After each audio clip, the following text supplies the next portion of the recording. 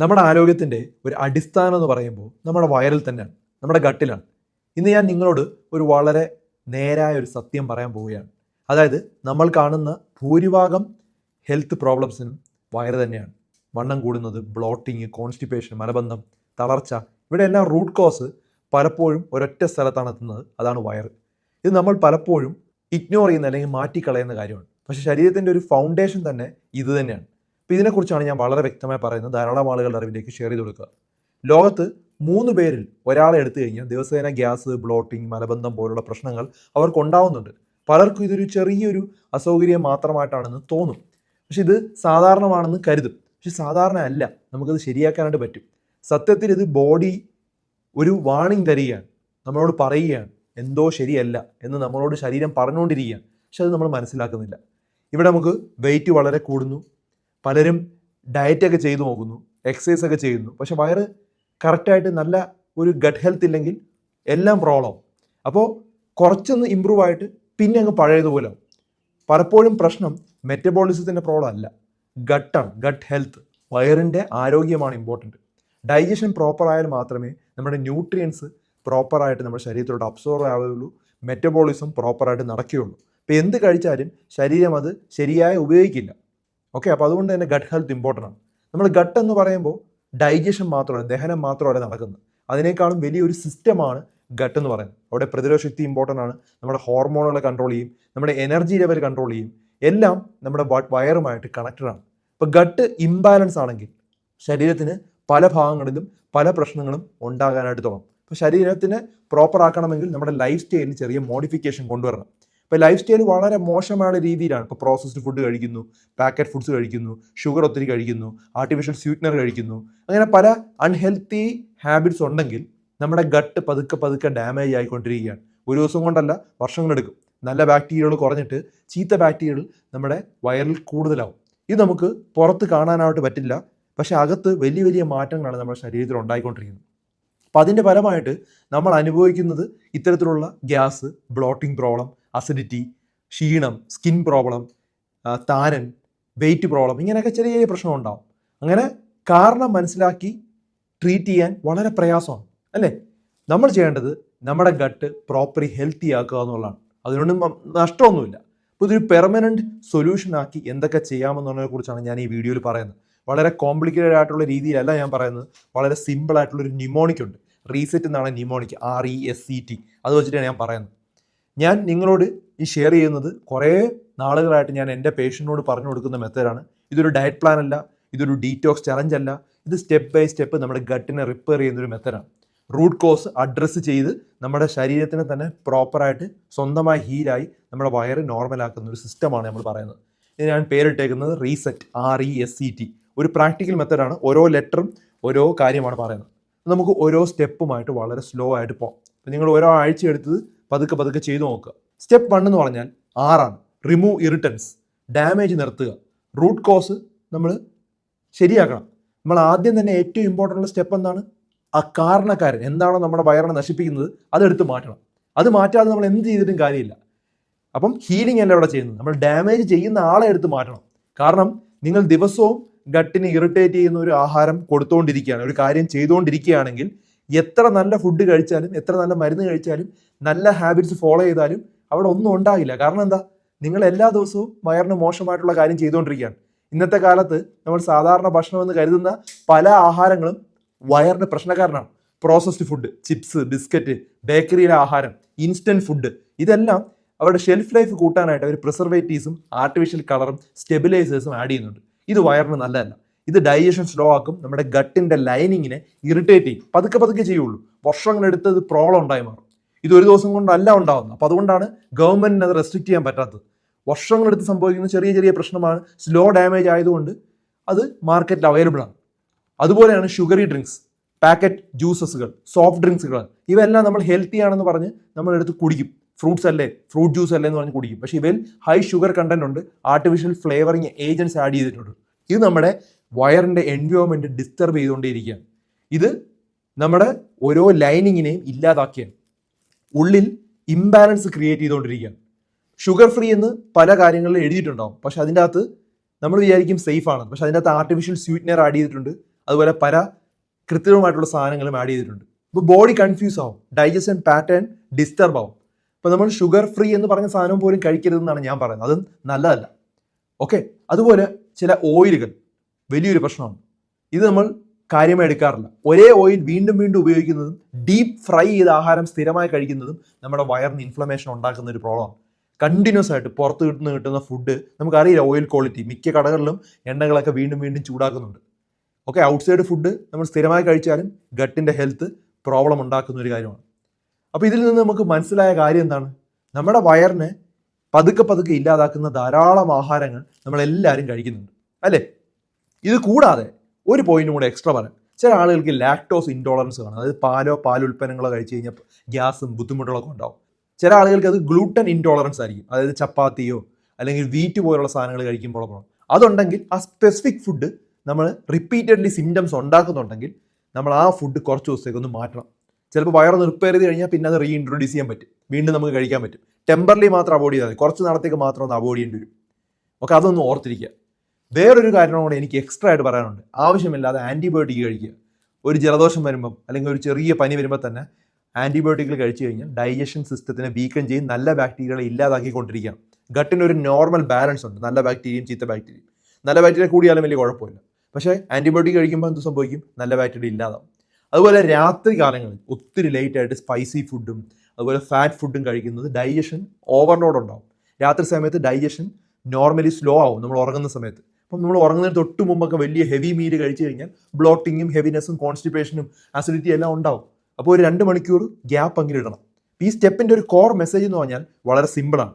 ശരിയായ ഒരു മാറ്റം നമ്മൾ കൊണ്ടുവരണമെങ്കിൽ ആദ്യം വയറിൽ നമ്മൾ ഡാമേജ് ചെയ്യുന്ന കാര്യങ്ങൾ എടുത്ത് മാറ്റണം. ഇപ്പോൾ സ്റ്റെപ്പ് 1 ശരിയായി ഫോളോ ചെയ്താൽ തന്നെ പലർക്കും വലിയ മാറ്റങ്ങൾ അവരുടെ ജീവിതത്തിൽ ഉണ്ടാകുന്നതായിട്ട് കാണാം. കാരണം നിങ്ങൾ ബോഡിയെ കണ്ടിന്യൂസ് ആയിട്ട് ഇറിറ്റേറ്റ് ചെയ്തുകൊണ്ടിരിക്കുകയാണ്, വയറിനെ പല കാരണങ്ങളും കൊടുത്ത് ഇങ്ങനെ ഇഞ്ചുറി ചെയ്തുകൊണ്ടിരിക്കുകയാണ്. അപ്പോൾ ബോഡിക്ക് റിപ്പയർ ചെയ്യാനായിട്ടുള്ള സമയം പോലും കിട്ടുന്നില്ല. അതിനാണ് നമ്മൾ ആദ്യം സ്റ്റെപ്പ് 1 ഇമ്പോർട്ടൻ്റ് എന്ന് പറഞ്ഞത്. അപ്പം സ്റ്റെപ്പ് 2 പോകുന്നതിന് മുമ്പ് സ്റ്റെപ്പ് 1 കംപ്ലീറ്റ് ചെയ്തിരിക്കണം. അപ്പോൾ അടുത്തത് എന്താണ്? സ്റ്റെപ്പ് 2. അടുത്ത ലെറ്റർ എന്താണ്? E. Eat gut loving food. ഇവിടെ നമ്മൾ വയറിനെ റീബിൽഡ് ചെയ്യാൻ, നറിഷ് ചെയ്യാൻ, നല്ല കാര്യങ്ങളൊക്കെ കൊടുത്ത് നോർമലാക്കിയാണ്. സ്റ്റെപ്പ് 1 നമ്മൾ ഡാമേജ് നിർത്തി, ഗട്ട് ഇപ്പോൾ റിപ്പയർ ചെയ്യാനായിട്ട് തുടങ്ങി. നമ്മൾ റീബിൽഡ് ചെയ്യാൻ വേണ്ടി ശരീരത്തിന് ശരിയായിട്ടുള്ള ഫ്യൂൽ കൊടുക്കണം. ഗട്ട് ഇഷ്ടപ്പെടുന്ന നല്ല കാര്യങ്ങൾ കൊടുക്കണം. അതിന് മെഡിസിൻ അല്ല വേണ്ടത്, നല്ല ഫുഡാണ് കൊടുക്കേണ്ടത്.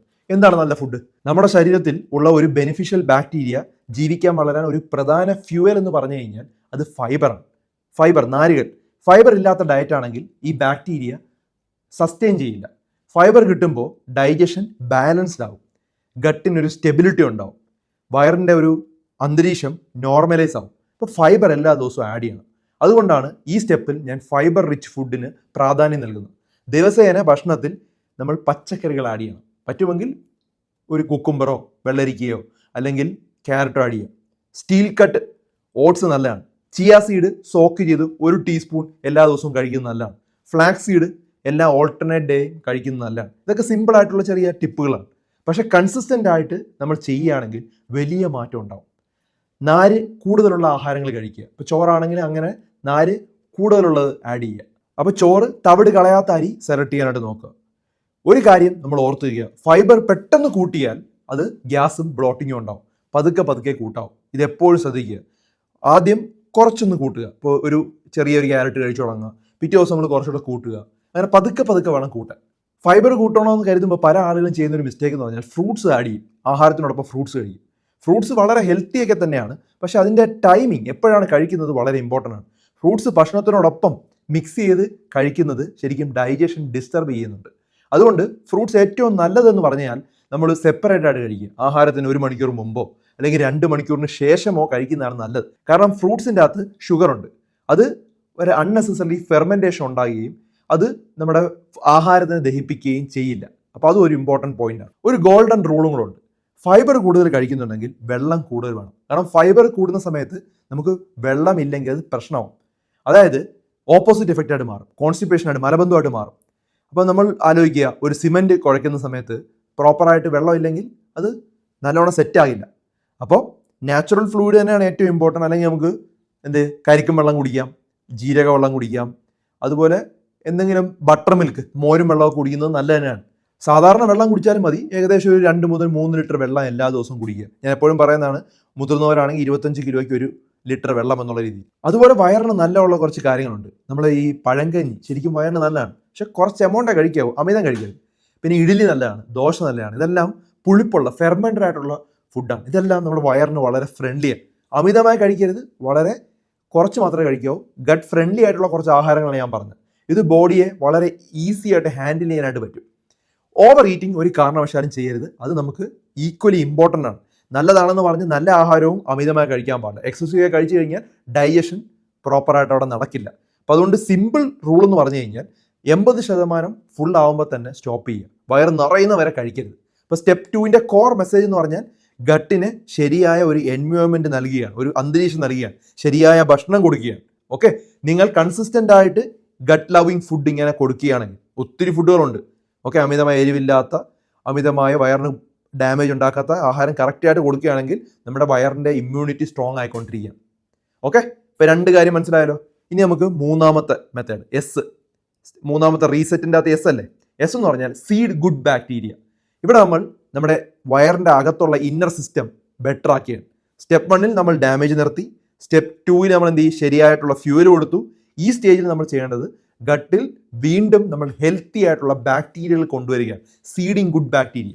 ഉള്ളിൽ ഒരു എക്കോസിസ്റ്റം റീസ്റ്റോർ ചെയ്യാനായിട്ട് ശ്രമിക്കുക. നമ്മുടെ വയറിൽ ഒരു കോംപ്ലക്സ് എക്കോസിസ്റ്റം ഉണ്ട്, ട്രില്യൻസ് ഓഫ് ബാക്ടീരിയ ഉണ്ട്, ഒരു പൂന്തോട്ടമാണെന്ന് പറയാം. ഓക്കെ, നിങ്ങൾ സോയിൽ ക്ലീൻ ചെയ്യുന്നതാണ് സ്റ്റെപ്പ് 1, ഫെർട്ടിലൈസർ കൊടുക്കുന്നതാണ് സ്റ്റെപ്പ് 2. ഇനി നമ്മൾ ചെയ്യേണ്ടത് നല്ല കറക്റ്റായിട്ടുള്ള സീഡുകൾ ഇട്ട് വളർത്തുക എന്നുള്ള, അതാണ് ഈ സ്റ്റെപ്പ്. ഇതിനായിട്ട് ഏറ്റവും നാച്ചുറലായിട്ട് വളരെ എഫക്റ്റീവ് ആയിട്ടുള്ളൊരു മാർഗം എന്ന് പറഞ്ഞാൽ ഫെർമെൻറ്റഡ് ഫുഡാണ്. നമ്മുടെ ട്രഡീഷണൽ ആയിട്ടുള്ള ആഹാര രീതികൾ, കഞ്ഞി, പഴയ കഞ്ഞി, അതുപോലെ ഇഡ്ഡലി, ദോശ, തൈര്, ഇതൊക്കെ വീട്ടിലുണ്ടാക്കുന്നത് ഫെർമെൻറ്റഡ് ഫുഡാണ്. ഇത് വളരെ നല്ലതാണ് വയറിന്. ഓക്കെ, അത് ഗട്ടിനെ നല്ല ബാക്ടീരിയ ഉണ്ടാക്കുന്ന കാര്യമാണ്. അത് വളരെ ഇമ്പോർട്ടൻ്റ് ആണ്.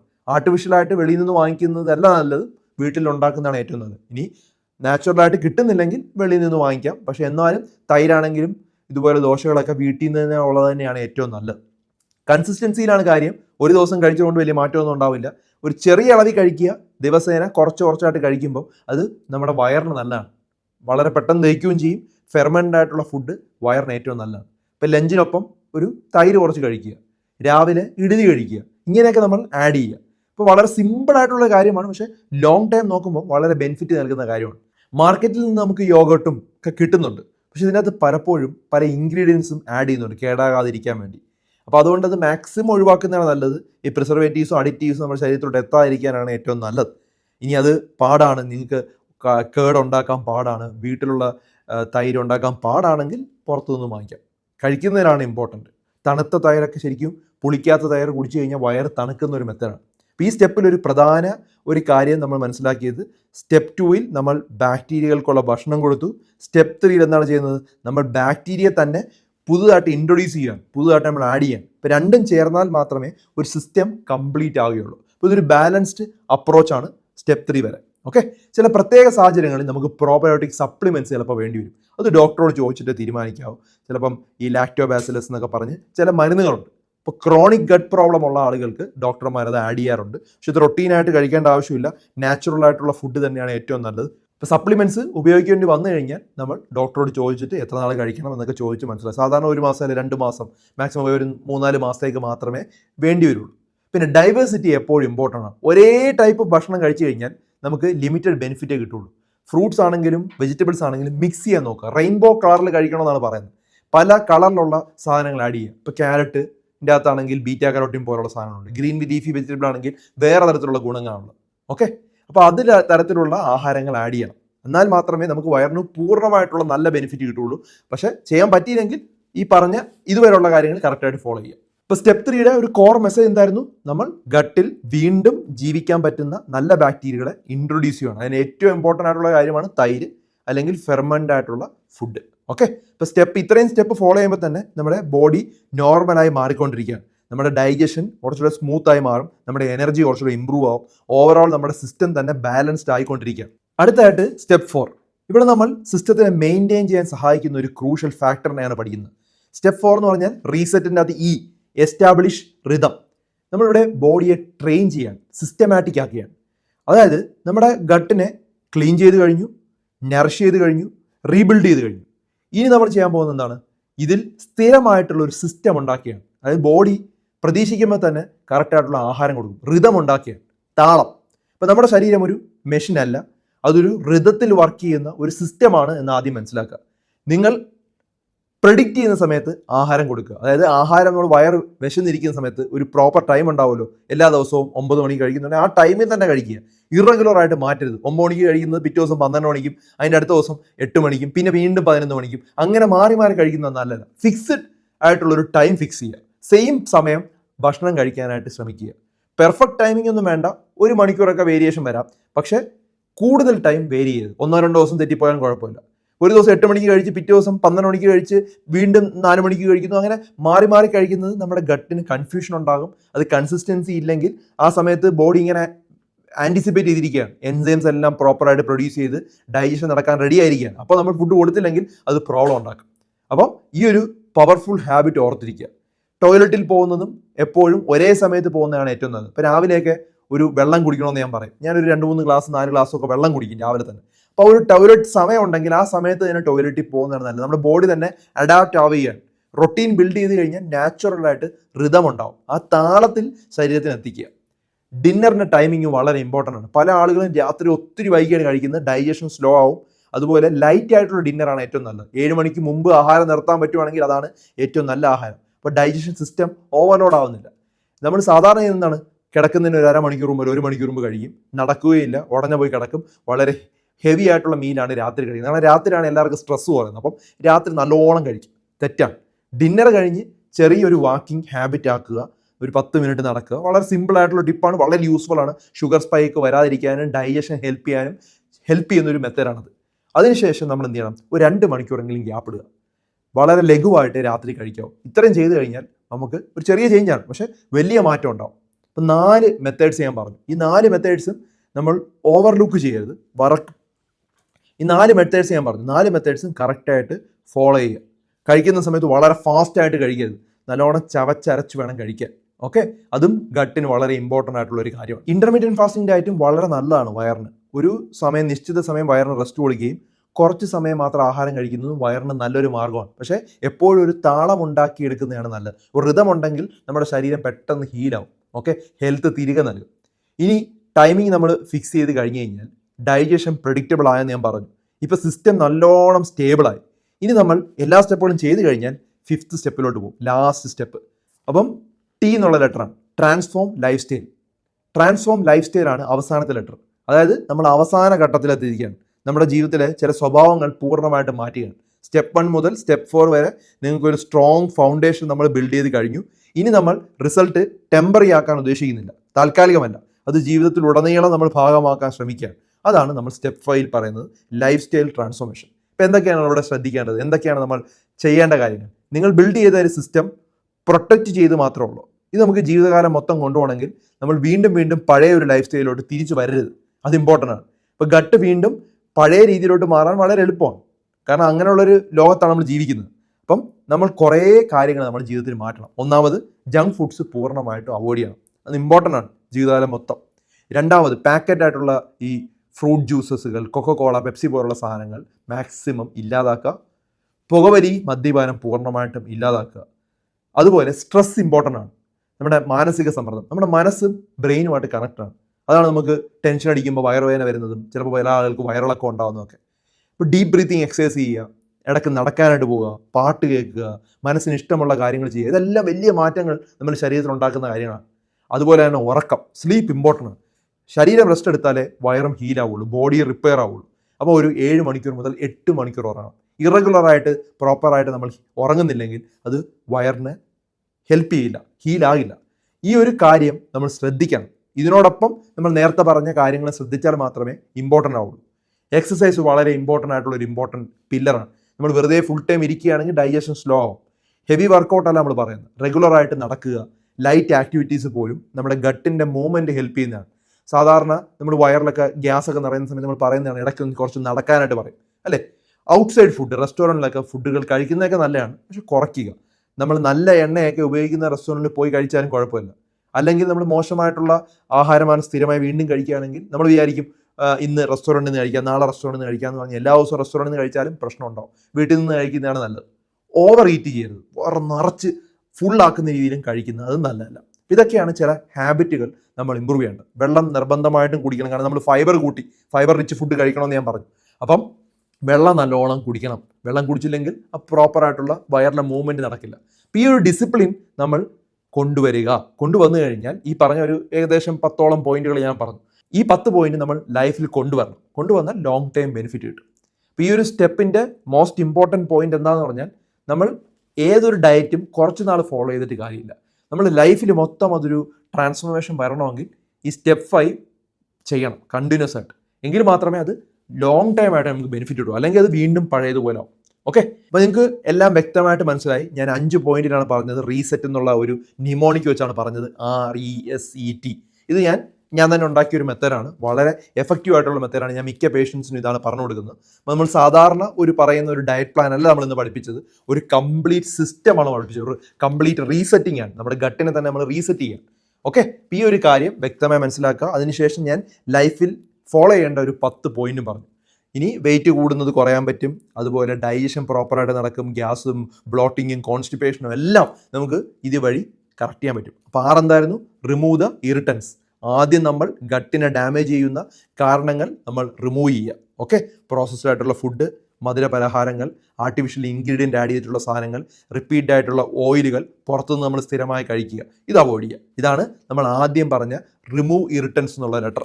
അപ്പോൾ ഈ സമയത്ത് നമ്മൾ വയറിനെ ഡാമേജ് നിർത്തുകയാണ്.